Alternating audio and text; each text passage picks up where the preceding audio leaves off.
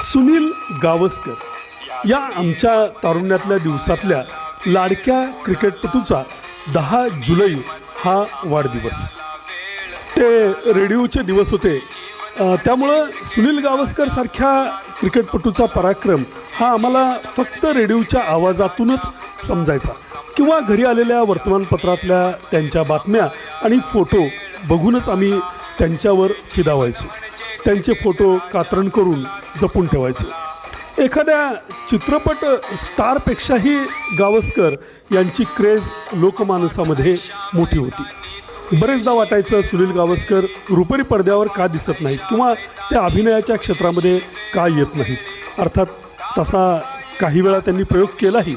मराठीमध्ये डॉक्टर लागूंबरोबर झाकोळमध्ये आणि हिंदीमध्येही काही चित्रपटांमध्ये ते अगदी पाहुणा कलाकार म्हणून दिसले.